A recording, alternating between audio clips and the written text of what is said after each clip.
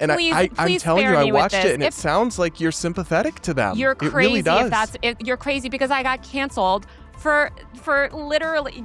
This is ridiculous. It's just ridiculous. I'm sorry. At that point, you're just seeing what you want to see. Taylor Lorenz, thanks so much for being here. Thanks for having me. I will say I have followed you for many years, and you are iconic in so many ways. Obviously, you have some extreme or out there takes and opinions that we're going to discuss that I don't share, but Maybe you're even always some correct opinions too. Well, I guess we'll see. But you are always up to something interesting. It's fair to say, whether that's User Mag, your Substack, or your YouTube channel, which we'll discuss some of the content from that as well. But it's great to have you on the show. So here's how we'll start. I'm going to hit you with a series of rapid fire yes or no questions, and then we're going to go into each of them in turn. All right? Okay, let's do it. Taylor Lorenz, have you encouraged assassinations? No. Should somebody do it? Do what? Just- like the meme? Murder just do someone? it. I'm going to say no. I made a whole video about that, actually. Oh, I know. We'll get to that. Yeah. Should schools ban phones? If the school wants to, it depends whether the government or the school is doing it, I would say. Are we still in a COVID-19 pandemic? According to the World Health Organization and definitionally, COVID is spreading at pandemic levels. Should people still be wearing masks? I mean, airborne disease is real. So I don't know what to tell people. I mean, people in Asia have worn masks for years and they don't get the flu as much. They have healthier outcomes. So yeah, ideally we'd clean the air and we wouldn't have to like personally filter. It's like, I don't want to have to personally filter my water every time it comes out of the tap. That's annoying. I think we should just have clean water. I think we should have clean air as well. So, okay, first, big controversy in Taylor Lorenz's world was your reaction to the murder of United Healthcare CEO, Brian Thompson by Luigi Mangione, who's of course being prosecuted for this. When you responded initially on social media, you took a lot of flack for it. So would you say the things you posted don't encourage assassinations? No, I think it's such a ridiculous framing. I mean, explaining the motivations of a killer does not mean that you promote assassinations. I mean, this is America. True crime is a massive, massive industry. We have the Jeffrey Dahmer Netflix show, that's explaining his motivations. Does that mean that they're endorsing Jeffrey Dahmer's behavior? No, that's ridiculous. And I think explaining potential motivations in terms of why someone would want to murder a healthcare executive does not mean that you're justifying their behavior. Obviously, no one should be shooting anyone on the street, no matter what I don't think you should shoot a Palantir executive down on the street either. I think it's a totally ineffective way to solve these systemic problems that we have, especially when it comes to healthcare in this country. I think yeah, and I think I think it'll be interesting to hear kind of Luigi Mangione's justifications for his behavior, but I don't think there are going to be any good ones. So I agree with everything you just said, but I did get a very different impression from your post at the time. So on Blue Sky, you posted I don't know what that is, a starfish that's happy with balloons, and then the text CEO down. Yeah. And you wrote, woke up to see this spammed in my group chats. You also shared some news about... Sorry. So just to be clear, that's me saying waking up to seeing this meme being shared all over. I'm an internet culture reporter, right? So I've shared Nazi content, right? Saying like, hey, this is trending or this is shared. That doesn't mean that's not saying, hell yeah, let's go. Listen, I hate these insurance executives. I'm not going to cry, when they, sort of bad things befall them. But I'm sure a lot of people feel that way about me. That doesn't mean I think somebody should go around shooting, me on the street or anyone on the street. Really, I think gun violence generally, as we saw with Charlie Kirk as well, like it's not good regardless. But you did also post in response to Blue Cross Blue Shield news about them, quote, and people wonder why we want these executives dead. So yes. That seems like you're expressing that sentiment in your own right, not just uncritically I would love sharing if all of these, evil people in the world wanted to drop dead tomorrow. I think, personally, I'm not going to cry about it. But that doesn't mean that I'm endorsing gun violence, which I've been always very staunchly against, whether it's the shooting of Charlie Kirk in cold blood on a campus. I think that's incredibly dangerous. I think shooting, especially in public, it's just dangerous behavior. It's ridiculous. Like, luckily, other people aren't hurt, but most of the time in these types of incidents, other people are hurt. There are civilian casualties. And I would say this is another reason we need to have a talk about sort of guns in America as well and access to firearms. But um, yeah, I mean, I think, listen, Brian Thompson, I don't know whether he was morally good, morally bad. I mean, I think his job was unethical. I think the insurance industry is unethical. And I think the way to build a better healthcare system that works for all Americans, because again, the support for the murder of Brian Thompson was across the political spectrum, as Ben Shapiro learned the hard way in his comment section. It was Um, higher among left of center people, but I agree that yeah, it there was was kind some of all on over some the place, extent. But though. when you look at the polling, it was heavier among left of center Yeah, respondents. maybe, but I think, like, generally, I mean, I talk to people from all over the political spectrum. I think no one is happy with our current healthcare system. I think ultimately we need systemic changes to that healthcare system, and like you could literally shoot dead every insurance executive tomorrow and there'll be a new insurance executive in their place. It's not going to get anything, and in fact it's just going to proliferate gun violence and political extremism. And I do think that we are seeing more and more violent political extremism because people don't feel represented through our democratic systems. And that's So kind of I, what I my agree videos with you. about. I Yeah. definitely agree with everything you just said. But then were some of these posts just rage baiting? Because like you had to know how some of the things that you said would be perceived. And obviously they're Well, going to I be think it's a taken out of matter. context. But Yeah, I think everything's taken out of context, and I think it's a matter of kind of, again, people consuming somebody else's posts through this filter mechanism and intentionally misrepresenting their views. I am a very good faith person. If somebody says, "Hey, what do you mean by that?" I went on Sean Hannity, right, to talk about exactly what I meant by this. I will show up anywhere and say, "Yeah, I totally understand how that reads, but here's what I'm trying to say." So I think, like, if you want to ignore that context, okay, but there are also people that are in 4K calling for, blood and calling for people to be murdered. And I think we should be able right, to which talk is about this. terrible. Yeah, totally. But we need to be able to talk about that stuff without accusing every single person that says, "Hey, I totally get how these people feel, actually," or "I totally understand their anger," or "What does that mean?" or "Here's the discussion that's happening. Let's talk about it." When we refuse that stuff and we do the moral panic outrage shit, whether you're on the left or the right, it's just totally unproductive. And we can't talk about these things because they become taboo. And we have rising political violence in this country. That's just a fact. We're seeing it. And I don't think it's going to get better. I really don't. So, but I do think that some people did take your posts out of context. That's certainly, no one gets context, right? The same And way I'm this. not going to go out of my way, by the way, just to give you credit. Like, I'm not going out of my way to I'm not gonna go out of my way to, like, soften or, like, be like, "Oh, Fox News is gonna take this out of context, whatever, whatever." Like, to me, I kind of don't worry about any of that, and I just kind of speak how I want, and then like I said, I'm always happy to clarify, I'm happy to have these conversations. I add quite a lot of nuance to people that, if you wanted to follow me and understand my views on it, like, I've done a million interviews talking about it, but, I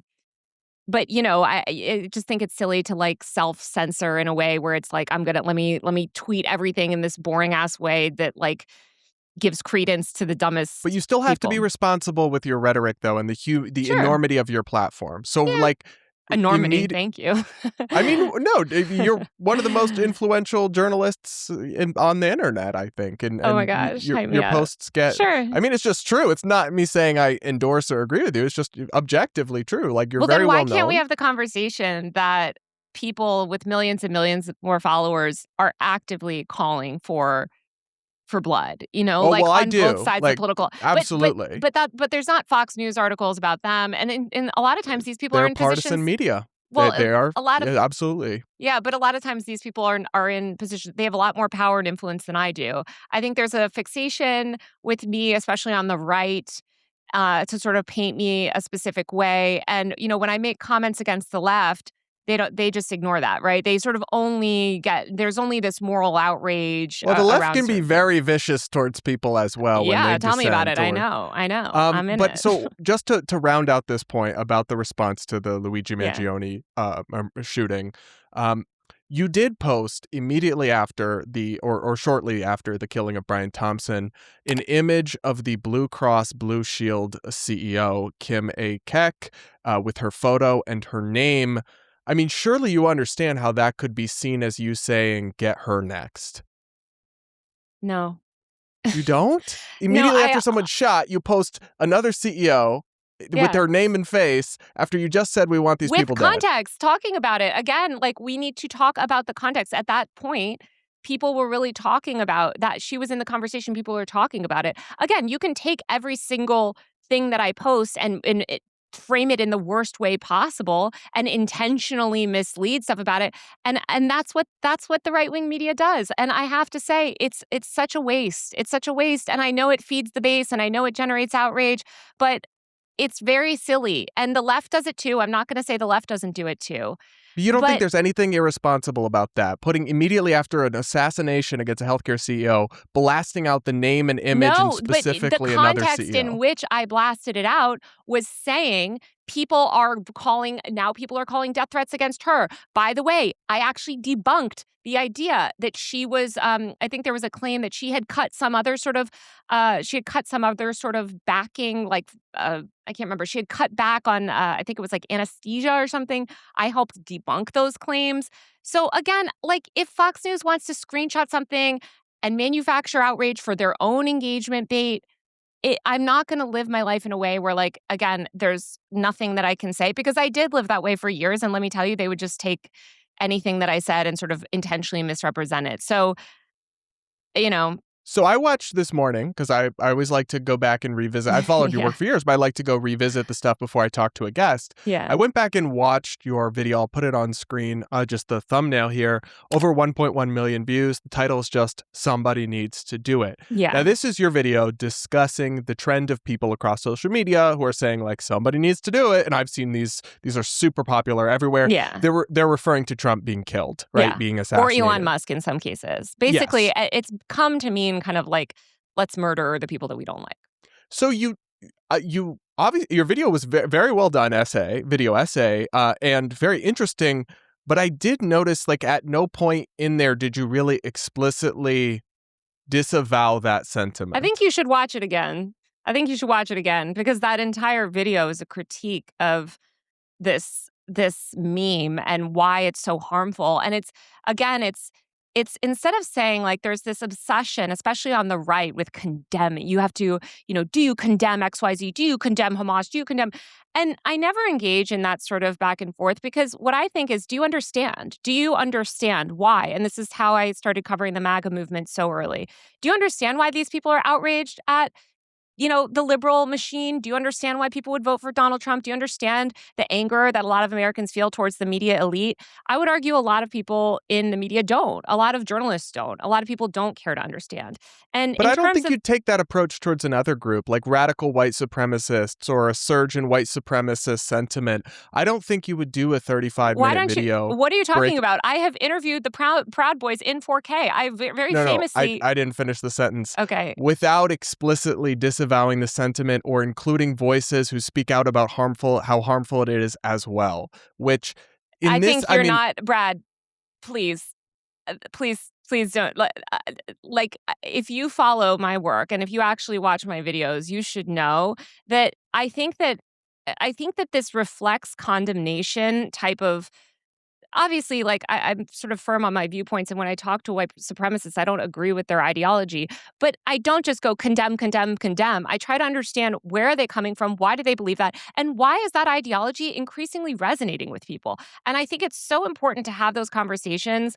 And by the way, to say that video is positive or that I'm in any way endorsing it is very ridiculous. I would believe, make it quite clear in the video that I don't support murdering anyone. I think I explicitly say it. If not, I don't think it's clear. I'll read you a quote that I jotted down this morning from the video. In my opinion, it's not sick that people want to unalive Trump and the billionaires who are responsible for so much suffering. It's sick that people in power have normalized such obscene levels of systemic violence, especially against marginalized groups. A little bit after that, you concluded, we can't vote our way out of this. Yeah, you I mean, can't vote your way out of these systems, meaning we have to change the systems. Now, again, if you want to take one line and cherry pick, fine, but please, everybody go watch that no, video. please do. It is a good video. It is But interesting. Brad, And please, I'm please telling spare you, I me with watched this. it and it sounds like you're sympathetic to them. You're It really crazy does. if you're crazy because I got canceled for literally this is ridiculous. It's just ridiculous. I'm sorry. At that point, you're just seeing what you want to see. And that's what the right does a lot. It's what the left does too, but it's really what the right does. You don't want to understand. You don't want to empathize with people. You just want to project onto them. And that's why we're in this place that we are right now with political violence. And I talk to a lot of extreme people from a lot of extreme groups. And it's frustrating because I think people get into these political rabbit holes and they can't see outside of them. And so everything becomes like this sort of like, oh, how can I kind of view this through the lens of my ideology?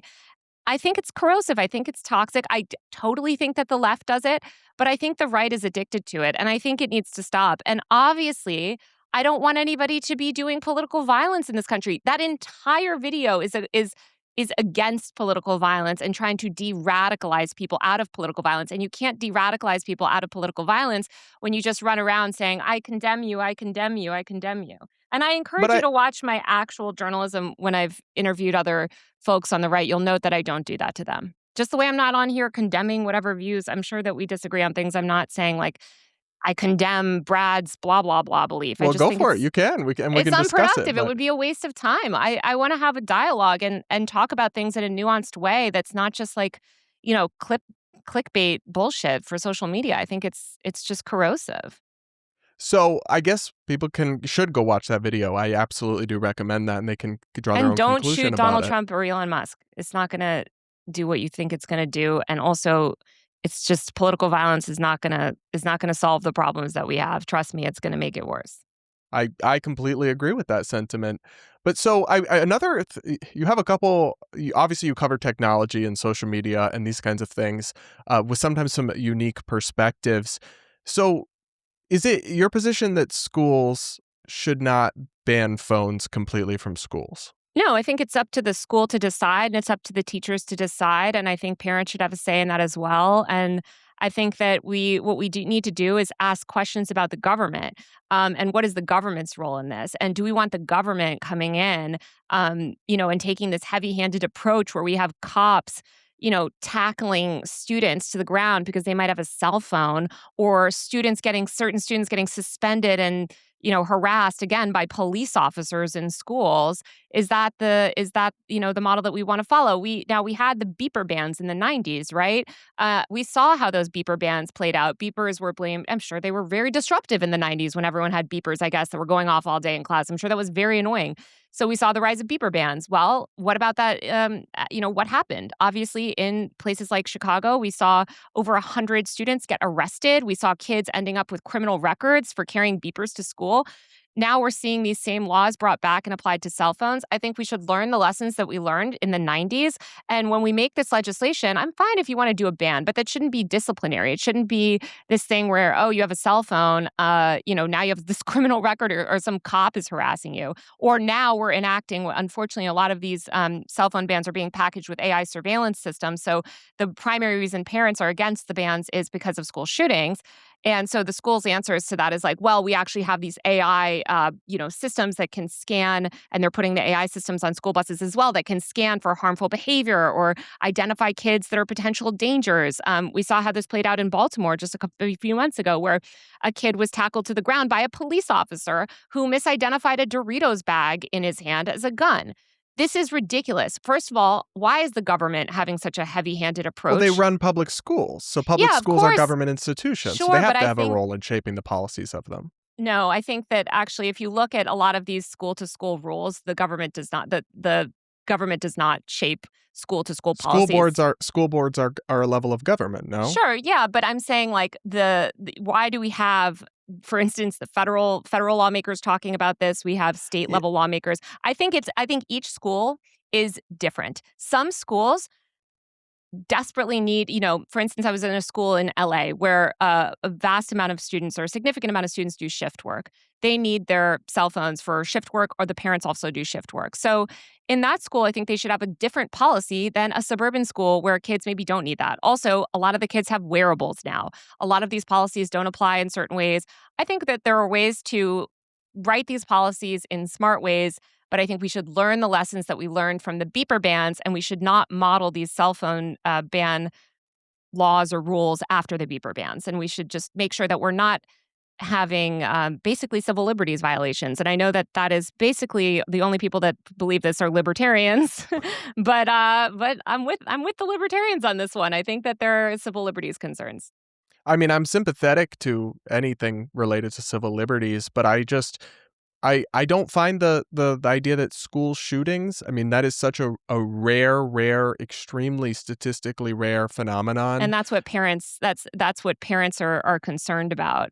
Right, but I'm Unfortunately, saying it's I'm not not as sure I rare as get that you concern. I mean, think. they Sure. feel it, but I'm not sure it's actually Well, justified given how incredibly rare it but is. they also feel it about cell phones. It's not justified. We know from the data that banning cell phones does not actually increase school performance, but and Well, yet there's some mixed data to it, and there's uh, not a lot of high quality data yet. yeah, there's not a lot of high quality data, and I'm sympathetic to the teachers. I talk to enough teachers to say that I'm not discounting the idea that it can be useful in certain instances. Overall, I think it's really important. If you think of what the job is of the school, it's to prepare kids for the real world and for real life. And we want to raise kids that also know how to moderate their tech use. And what I think is can be a challenge with these bans and with any sort of ban approach is that then the kid turns 18, they go off to college, and they've never had to learn how to self-regulate and moderate their tech use. And so then they end up, in a really tough position academically because they haven't learned those sort of boundaries. And I think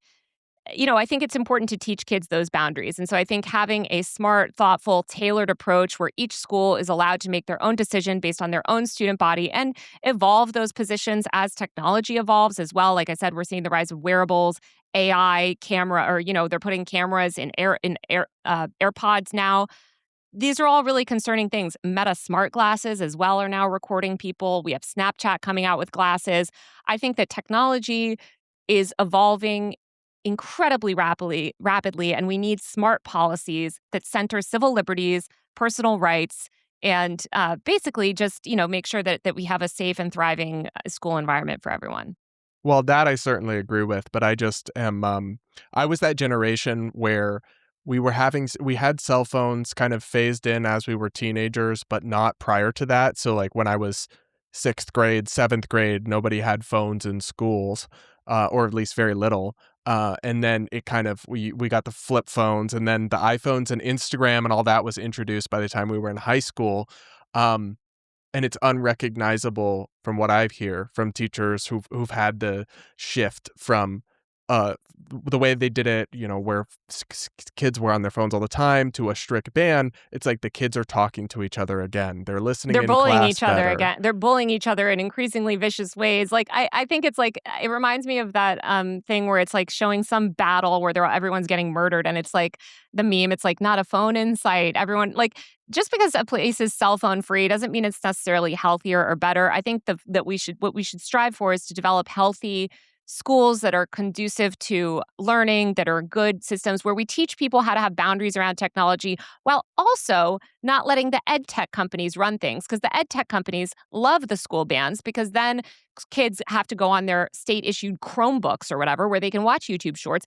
And a lot of these ed tech companies are harvesting a massive amount of student data. They harvest even more data when they're home on the school, on the home Wi-Fi network. And I think if we want to have a conversation about technology in schools, let's also look at the ed tech the ed tech industry and companies like Google that have spent millions and millions and millions of dollars getting their technology into these classrooms. And if we want to have a tech-free school environment or we want to sort of remove technology, let's also look at these corporate contracts. Why does a child have to upload their homework through some stupid third-party system, that's harvesting their data that could get hacked? Like, that's ridiculous, So I think we need to have a sharper criticism on sort of all of these systems and the role technology plays in it, and the contracts that these are multi-million dollar contracts that these tech companies are getting to create and sell software to schools. Okay, one final topic I want to get your thoughts on because you have a different view than I think most people. So, are we? I agree when people like President Biden or other people say like COVID-19 is over, the pandemic is over, but you think it is still a pandemic today? Is that right? I don't think. I mean, I think the World Health Organization exists. We have definitional sort of criteria for a pandemic. A disease has to be spreading at a specific level, and COVID is still spreading at that level. So I But think that the we should. World Health Organization ended No, it their didn't. No, they declaration in didn't actually. 2023. No, they did not actually, and no, they did not. That's a very common misunderstanding. They did not, and I'll tell you. Even here, let me pull it back up. Hold on. I think what you're thinking is the public health emergency. And actually, here you go, even in 2024, here's the World Health Organization reiterating that we are very much still definitionally in a pandemic. Meaning, I don't know how to chat here. Basically, definition, like there are different, like for a disease to reach pandemic levels, it has to be unpredictable, it has to reach certain thresholds of transmission. COVID definitionally meets all those thresholds. If we want to ignore it and just say, listen, we don't care that we're in a COVID pandemic or that COVID is spreading at pandemic levels, let's have that conversation. But it's true. I mean, we have the wastewater data. We can see when COVID is spreading. We know how much COVID is spreading.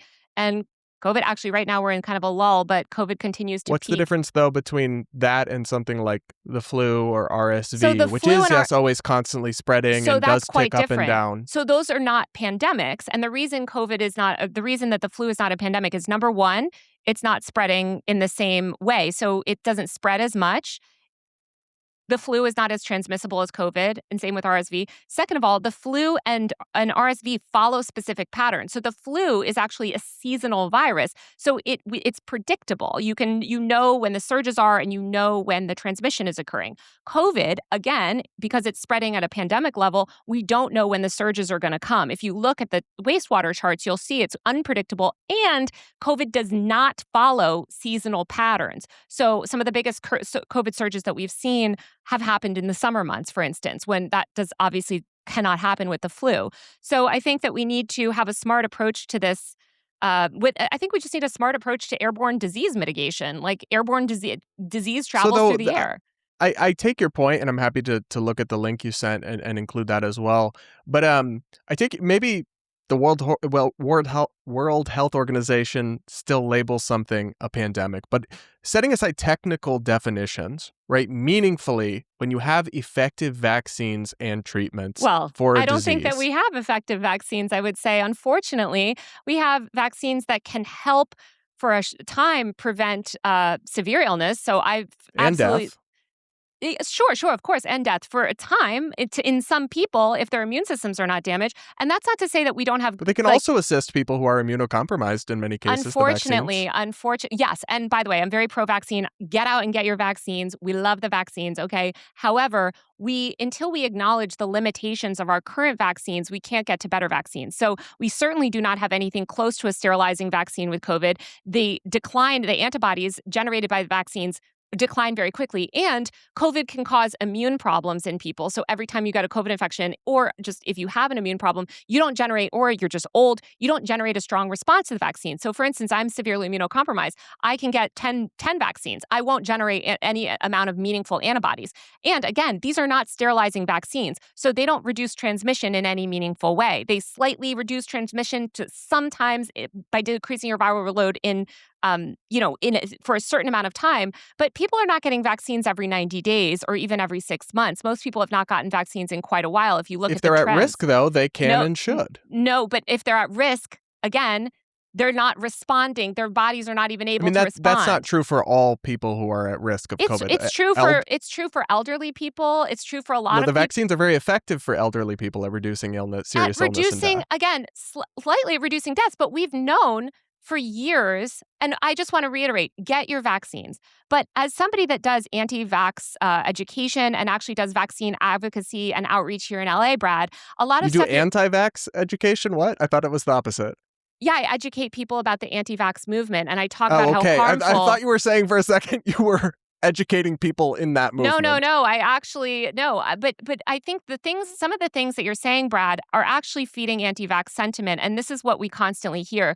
We hear people falsely believe that these are sterilizing vaccines. We hear people that are very uneducated about the limitations of our current vaccines, and because of those Well, that I sort of didn't say they were sterilizing vaccines. right. But I'm telling you what a lot of people sort of don't understand is the limitations. And it sounds like you're not as aware of some of the limitations of our current generation vaccines.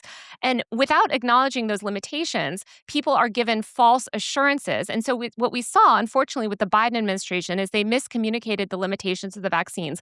They told the public that they were effectively sterilizing and that you couldn't get COVID True. if you were vaccinated.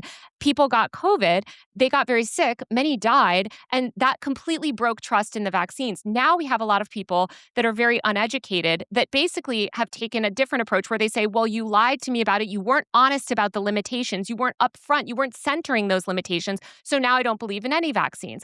I Yeah, think the vaccine and mandates that's also harmful that fed people that. swing in the pendulum and go to the Right. But opposite the extreme. reason why we have so much anti vax sentiment right now is because of this vax and relax approach, this idea where we're over reliant on vaccines. And as you know, all the vaccine trials were trialed with other measures in place like masking, ventilation, et cetera. So we need to understand what sort of technologies we can use that are also supportive of vaccines. Vaccines alone will never be an effective strategy to stop a disease like COVID. It won't be an effective strategy to stop a lot of diseases, right? We But eliminated. you're assuming there's a way to stop a disease like COVID, Well, of and course when it there may are. just become a part of life, like flu or RSV. But there are ways we eliminated an entire strain of the flu in 2020, right? There are ways to stop airborne disease. That's very silly to say that the airborne disease, there's no way to stop it. Imagine drinking a glass of sewer-filled water and saying there's no way to stop cholera. That's not true. We know that there are ways to stop disease. We know there are ways to mitigate the spread of disease, and we should work on mitigating the spread of disease. Everybody, I think, should What be is on it? board But with how that. so? Like, what would you like people to be doing today in 2026 that they're no longer doing? Because people are not going to socially distance or close businesses or Well, actually, a lot of anything like people that are into doing that. perpetuity. Unfortunately, millions of people are having to engage in their own sort of personal behavior to, again, try to mitigate the spread of disease. Just the way that back in the 1800s, a lot of people they didn't have access to clean water. And so they had to personally filter their water to make sure that they didn't get sick. That was a huge burden. Eventually, we installed plumbing systems. Now, theoretically, we all have access to clean drinking water, although it's not perfect, right? But we need similar airborne precautions where, yeah, it's great if you want to wear a mask during flu season and sometimes, but you can't wear a mask 24/7. That's difficult. That's what a lot of people like myself have to do now. It's really annoying. It sucks. So what we should do is focus on policies and push people to acknowledge the reality of airborne disease and focus on policies that can systemically mitigate airborne disease. Like what? That means upgrading ventilation. That means just educating people that opening a window and monitoring things like CO2 is helpful in mitigating airborne disease. So in Japan, for instance, if you walk into a grocery store or a movie theater, you'll see the little air quality monitors and that will show you the CO2 levels there. So you can get a sense of like, is the air clean enough? Is it not? These are things that are standard in other parts of the world. It would be really easy to institute airborne disease mitigations here in America. Would it completely eliminate COVID? Probably not, because again, COVID, there's always going to be some level of transmission. It's a highly transmissible virus. But we are not living in the 1800s. This is not the Stone Age. Okay, we know that washing your hands can help mitigate disease. We know that filtering water can help prevent disease from yourself from sort of consuming disease and getting infected. And we know that cleaning the air and breathing clean air helps mitigate airborne pathogens. So let's all come together and do that. I agree that Biden sucks and did a lot of things wrong, and Trump also mishandled a lot. I think both political parties have completely abdicated on public health, and we're missing a lot of common sense solutions because of it. Because I think the liberals were really annoying in 2020 and they pissed off all these conservatives, and now the conservatives are like really mad at the liberals. I think both of these people need to just honestly shut up and just say, okay, yeah, there's disease in the air. Wouldn't we all like ourselves and our family members to breathe cleaner air? Of Certainly we course. would. But there's Okay. only so much you can ask of people into perpetuity Which about is a why it disease shouldn't be once an you have individual vaccines and solution. treatments. Right, which is why it shouldn't be an individual solution. You're talking about vaccines. That's the ultimate individualistic solution. A lot of people don't have money for vaccines. They can't get the vaccines for free. I mean, as somebody that does vaccine outreach in LA, people are saying, Doesn't well, Medicaid cover the vaccines? no. So people, a lot of times we go and we say, why have you not got the vaccine? Well, I did. I went to CVS and I was told it was $200. Now, sometimes that might be wrong. They actually are eligible, but they don't understand that, or the CVS employee doesn't understand that.